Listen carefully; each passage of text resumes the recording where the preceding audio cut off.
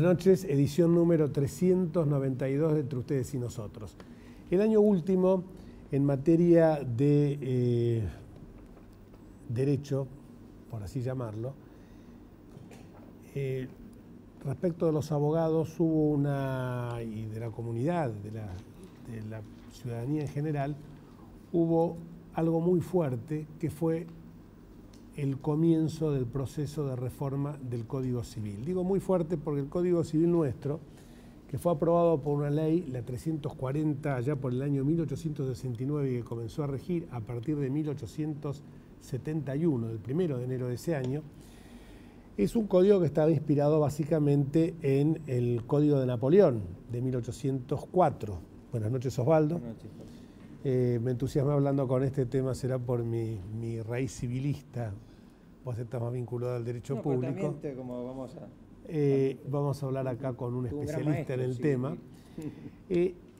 Cuando se empezó a tratar la reforma del Código Civil, uno vio que parecería que se estaba haciendo un poco a las apresuradas, porque si bien hubo una comisión de juristas que trabajó este tema, cuando el mismo llegó al recinto de la Cámara del Congreso Nacional, las exposiciones parecían como si fueran Fordismo, o sea, como una producción en serie, como los coches, como la producción en serie de los Ford, y eran exposiciones de 10 minutos cada una, donde sin una metodología, sin guardar un adecuado orden temático, hablaban alguien sobre las comunidades indígenas, sobre los wichis, y después venía a hablar alguien sobre los cementerios privados, o sobre los countries, o sobre las locaciones, pero todo en una suerte, en un variopinto, como decía el tango, en las vidrieras de los cambalaches, ¿no?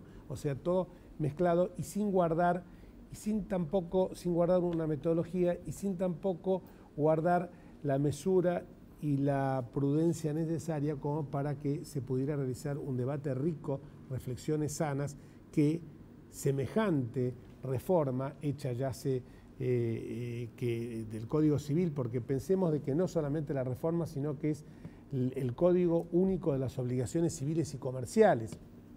Pensemos que el Código Civil fue reformado y recibió muchas incorporaciones. Por caso, la más común, la que la gente recuerda, fue la famosa Ley Ómnibus, la 14394, que introdujo, entre otras cosas, el bien de familia y en forma muy efímera en la Argentina el divorcio vincular. La 13.512, por ejemplo, la Ley de Propiedad Horizontal, algo que realmente no estaba contemplado en el catálogo de derechos reales, de derechos que vinculan a la persona, al ciudadano común con la propiedad. Se incluyó esto por imperio de los tiempos. Y quizá la reforma que más potente fue la que ocurrió allá por el año 1967, con la ley 17711, que incorporó algunas figuras del derecho comparado, como por ejemplo la teoría de la imprevisión, el abuso del derecho, la lesión enorme, que son todas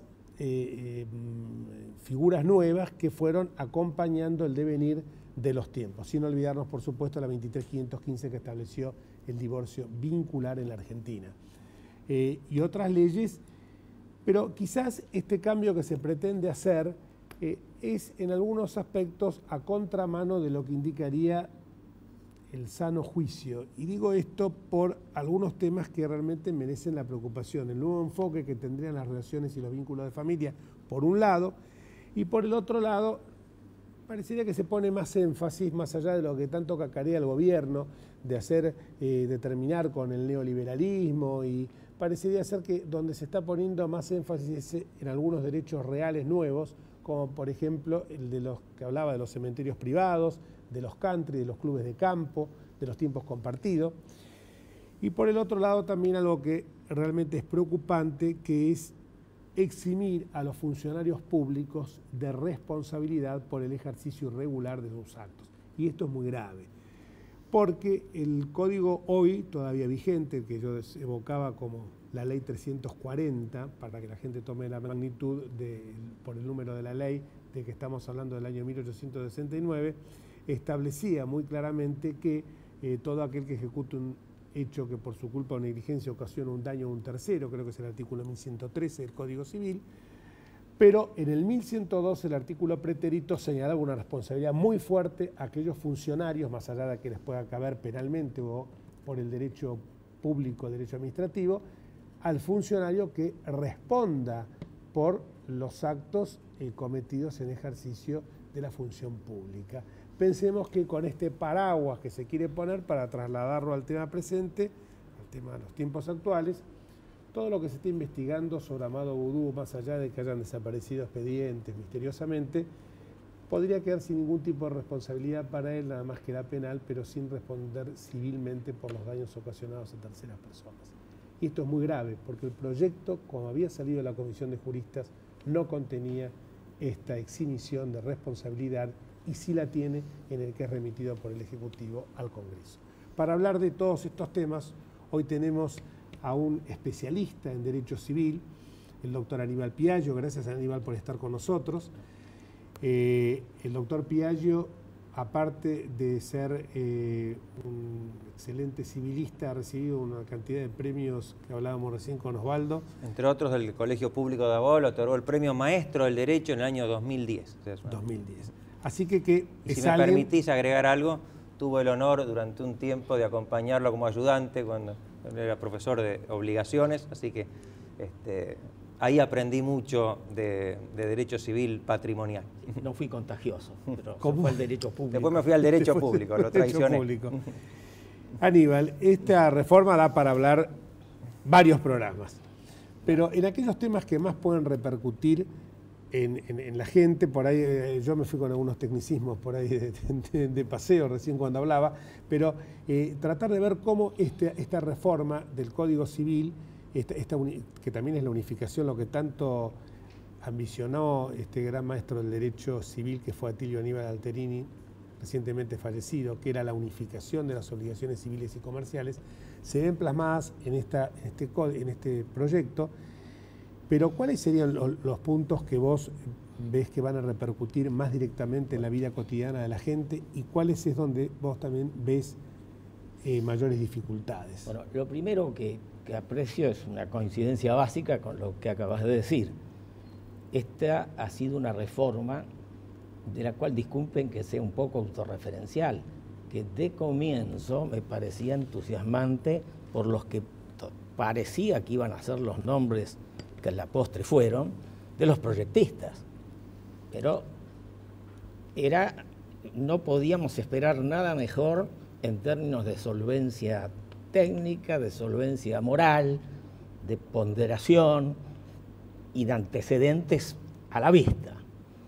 Además, una de las proyectistas había ya sido coautora de un anteproyecto muy bueno en el año 1993. La doctora Aida Kemelmacher de Carlucci, cuyas sentencias de la Suprema Corte de la provincia de Mendoza, de la que fue presidenta hasta hace poco, que se jubiló, son una perla, es decir, una fuente de conocimientos, porque no deja de mencionarle al justiciable, digamos, a las partes del juicio, pero a la comunidad toda, cuáles son todas las posiciones que se han sostenido sobre el problema que está en litigio, no solamente en la Argentina, en el extranjero, cuál fue la jurisprudencia, y luego daba la posición de ella.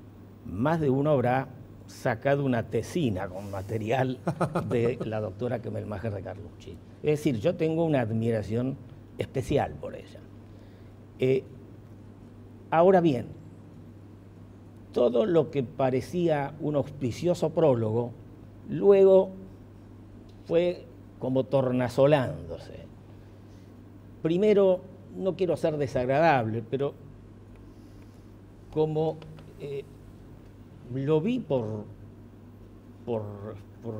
cadena nacional, la presentación que la presidenta hizo, que está en la página web de la Casa Rosada. Puedo pasarla para que la gente pueda pasar por pantalla la página web, donde la presidenta omitió, por ejemplo, la referencia que acabas de decir a la importante reforma conocida como reforma del doctor Borda, bien ganada fama a pesar del prestigio de los otros reformadores en el año 67, que comenzó a regir en el año 68, la ley 17.711. La presidenta me parece que hizo algo un poco reduccionista y no solamente lo dejó en la penumbra al doctor Borda, sino que se refirió en términos descomedidos hacia Vélez Sarsfield. Claro. Porque dijo nada menos y nada más que el doctor Dalmacio Vélez Sarsfield se había copiado todo del Código Civil francés. Y en algo que a mí me chocó, porque está bien, cuando uno está de invitado en una casa donde el dueño de casa quiere quedar bien con alguien y justamente ese invitado hace un chiste mediano y nos invita a reírnos gestualmente y nos reímos por educación o sonreímos al menos y no ponemos cara de intelectual reprobación. Pero allí estaban los grandes académicos de la Argentina cuando nuestra presidenta dijo: somos todos abogados. O sea, le habló desde ese lugar, en confianza. Vélez se lo copió todo. Fue una fuente el Código de Napoleón, pero si uno toma las notas, también el Código de Austria, el Código... Pero fue una fuente de gran... Pero ¿quién puede dudarlo? Como fue fuente de todos los códigos civiles. Pero todo el sistema de transmisión de la propiedad es absolutamente distinto. Yo había mandado unas notas para un examen de posgrado que tomaba y me dio, no sé, quizás con un poco de ánimo yocandi, quería mandar una advertencia que no permitiría que contesten con las soluciones del Código francés, aunque tengan el atenuante de la autoridad importante que había hecho esa referencia. Pero ya me pareció un poco, ya no iba en línea con esa primavera del derecho que pensábamos vivir. Posteriormente hizo, o en el mismo acto, recuerdo, hizo la presentación del Digesto Jurídico Argentino, obra que de dos personas, pero una era el doctor Atilio Aníbal Alterini, que acaba de fallecer. Como esa actualización de leyes donde miles de leyes se descubrieron que estaban derogadas, y no se la había derogado nunca. Explícitamente. Fue un trabajo ímprobo, no está bien dicho, tendríamos que haberlo hecho honoriamente, pero si lo pagaba muy mal pago, meses sin pagar, y se entregó en tiempo y forma. Para mi sorpresa, la señora presidenta, por Radio Nacional, dijo que la Facultad de Derecho, que lo ganó en una licitación internacional, la obra intelectual de hacer el digesto, no había cumplido y lo tuvo que terminar con los funcionarios del Ministerio de Justicia y los algunos juristas contratados ad hoc, entre los que circunstancialmente estaba mi hijo.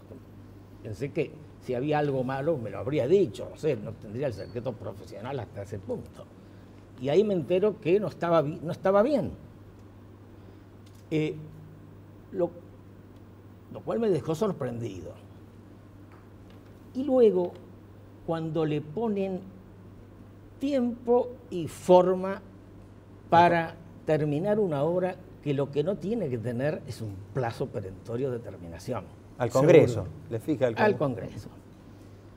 Y a la Comisión también. Yo creo que la Comisión trabajó muy apuradamente. Vos te referías al anteproyecto. Por circunstancias lamentables, yo tuve que reemplazar, bueno, ahora lo reemplacé, al doctor Isidoro Goldenberg en la dirección del Instituto de Derecho Civil del Colegio de Abogados de San Isidro. Y el doctor Caravio, el presidente, nos mandó a los directores de todos los institutos el proyecto, ahí lo conocí, en la facultad nunca me lo hizo llegar nadie.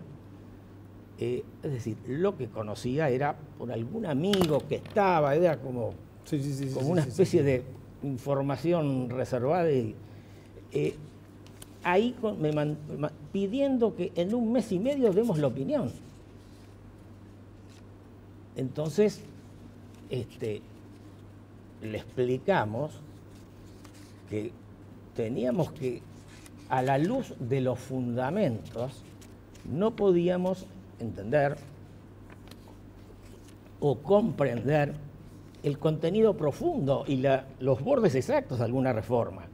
Porque, por ejemplo, la reforma que se hacía del tema del consentimiento informado era muy difícil espejarla en la mejor obra que se ha escrito, a mi modesto juicio, en idioma castellano, que es la de la doctora Elena Hayton y Sandra Bierba sobre consentimiento informado, con una información de todo el mundo, investigación de campo y recomendaciones contrarias a las que se instalan en el anteproyecto. Bueno, pensé, la doctora no ha querido hacer prevalecer sus ideas, democráticamente, digamos, se plegó a otra mayoría. Aclarémosle al público, la doctora Hayton de Nolasco es una de las proyectistas. Es una de las 3 proyectistas y ministro del de la Corte anteproyecto y Suprema. ministro de la Corte Suprema. Y además una destacada civilista. Muy destacada, profesora titular de Civil 1, profesora titular de Civil 4, de Derechos Reales. Bueno, o sea, tenía autoridad intelectual como para hacer prevalecer sus ideas, y no se conoce alguien que haya escrito algo de semejante estatura científica en nuestro país. Se lo compara con un libro de un Galán Cortés, un gran jurista español, y no hay homologación de la obra de estas doctoras. Sin embargo, veía que en el proyecto del 93 había ciertas soluciones elogiadas por el doctor Borda, por ejemplo, que no se las recogía, es decir, se las contradecía en este proyecto. Yendo al proyecto en sí, hay 2 temas que me parecen... Y vamos a lo de familia. Lo de familia. Me gusta hablar de eso porque es de lo que no sé. Claro. Es de lo que no tengo ninguna especialidad. Y de la responsabilidad del Estado, de las 2 cosas. Sí, de los funcionarios. Soy una especie de buen testigo de la sensación que puede tener el abogado medio sobre esto. Y el vecino medio. El vecino medio. Vamos a una pausa, después de la pausa continuamos con el doctor Piaggio tocando estos 2 temas sensibles de la nueva reforma del Código Civil.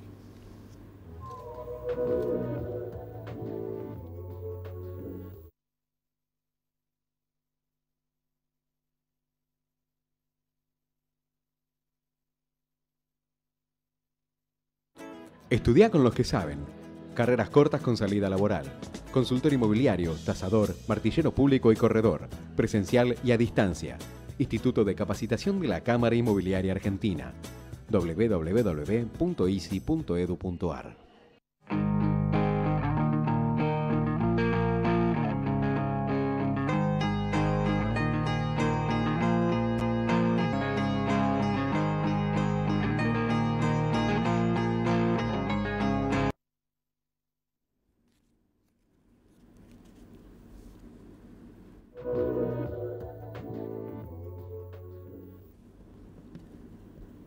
El tema inherente del derecho a familia.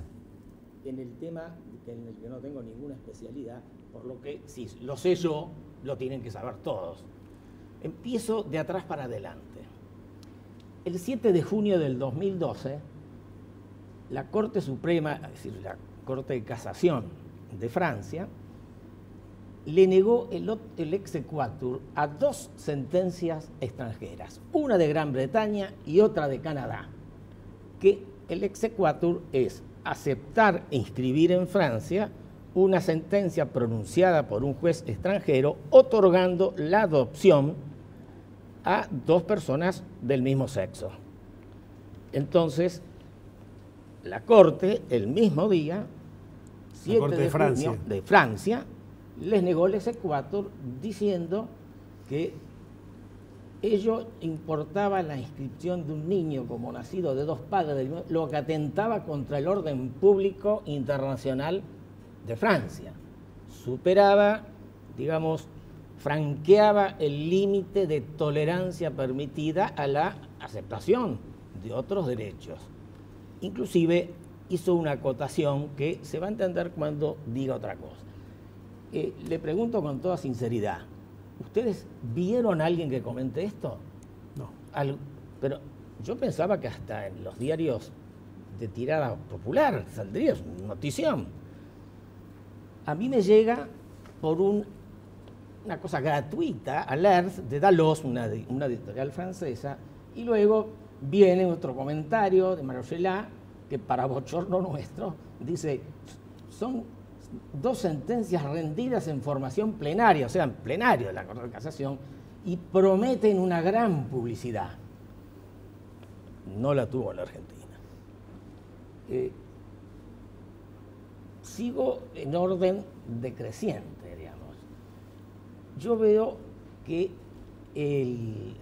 después les voy a dar las páginas web porque enseguida se ubica esto.